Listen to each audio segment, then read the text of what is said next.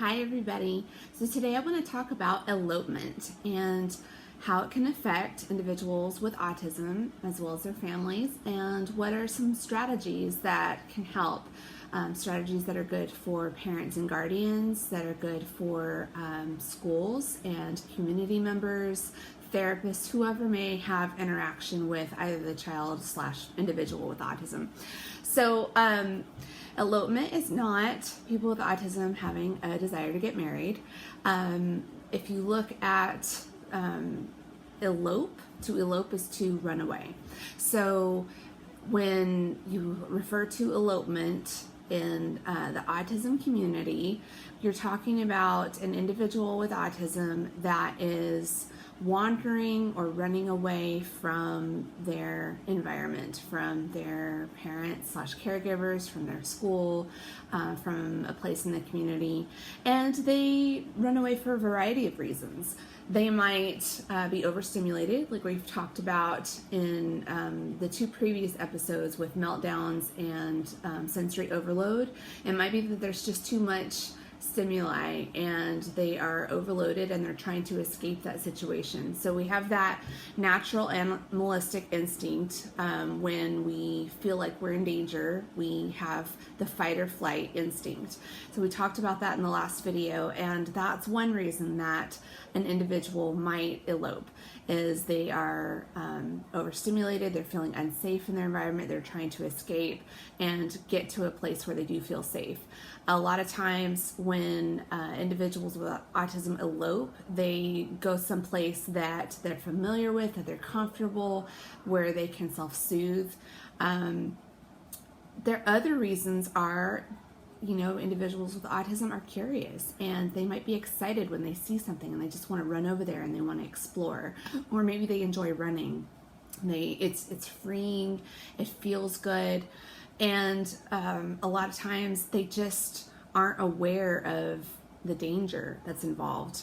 There's a really good book called Understanding Sam, and in the book, the character Sam has autism, and he ends up venturing from his house all the way back to the fairgrounds at night all by himself because he saw the Ferris wheel lights and it just drew him. It drew his attention, and he just had no clue that that was a dangerous thing to do. It was something that, was very scary for the parents. And it's just a lot more common with children with autism to elope. My daughter, when she was younger, she would just take off.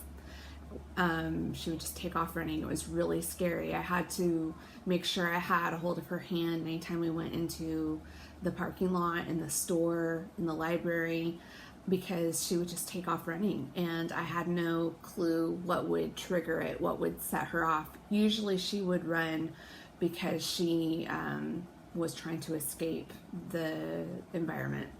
My son, he doesn't necessarily just take off running. He more wanders and he kind of drifts. He's kind of like this drifting buoy. He just kind of doesn't stay up with you. And so I have to hold his hand and make sure that we're together in public, especially if we're in a really crowded place, because he just doesn't have that sense of danger that the rest of us have. The things that, we can teach little kids about, looking both ways before you cross the street, stuff like that. Some of those things just don't hit home right away. It takes some time, it takes some work for that message to sink in, because they kind of wander and drift and are in their zoned environment. They're maybe daydreaming, maybe they're just really fixated on something that's very pleasurable and enjoyable for them. They notice those finite details that we tend to miss, and so a lot of times they just kind of are unaware of some of the big picture things that are happening. So it can be a very scary thing. There was an instance when my son was in 1st grade, and I was coming to the school to pick him up, and the poor teacher brought him out to me, and she was just breathless. And what had happened was one child had eloped in one direction, and my son had eloped in another direction, and she only had one aide who had to stay with the other children in the classroom, and she had to run back after both kids to make sure that they were safe, and she was able to keep them safe. But it can be a very scary situation because it can happen so quickly.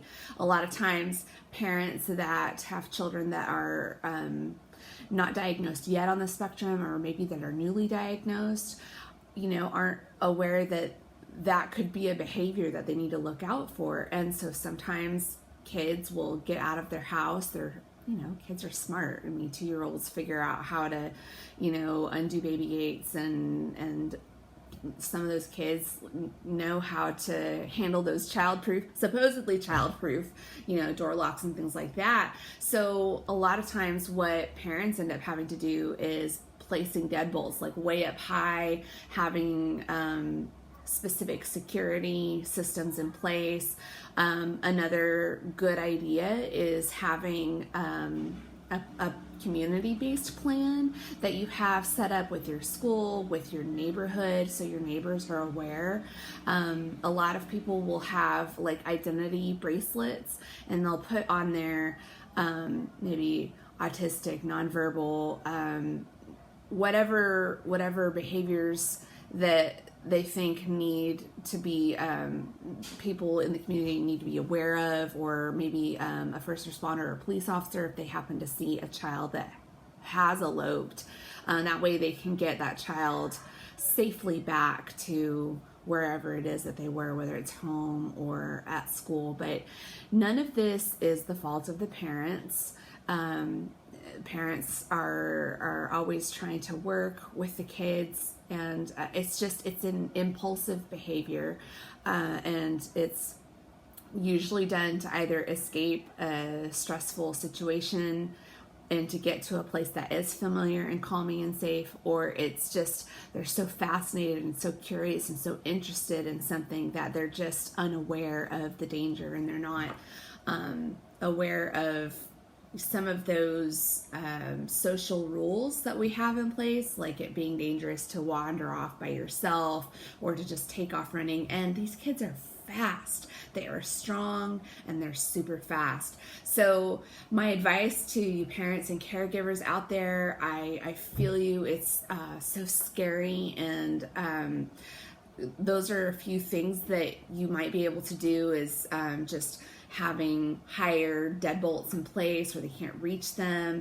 having some kind of security system in place, or having a system letting your neighbors know what's going on. If you have a good relationship with your neighbors, just kind of having some kind of community-based plan where you have information out there for your neighbors. Maybe you give a profile to your local police, and that way they understand more about your child.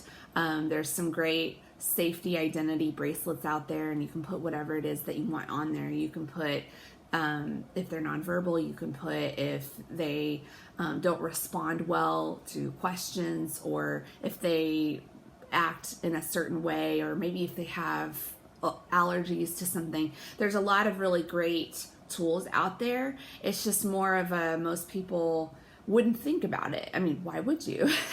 I wasn't prepared for it, and most parents are. But as you go through this journey with your children, you learn more about it, and there are things that parents have to do, and community members. There's a reason why parents might have their children like on a leash, or be holding their hand even though they're much older, or maybe they have a backpack and there's some kind of tether.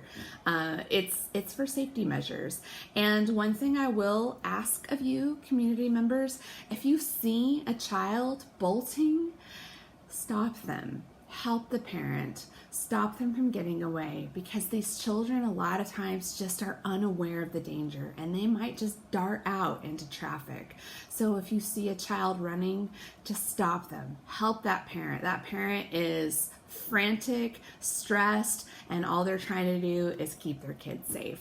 So that's what elopement is, and those are some tips on how to keep these children safe. Until next time on A Moment with Marta.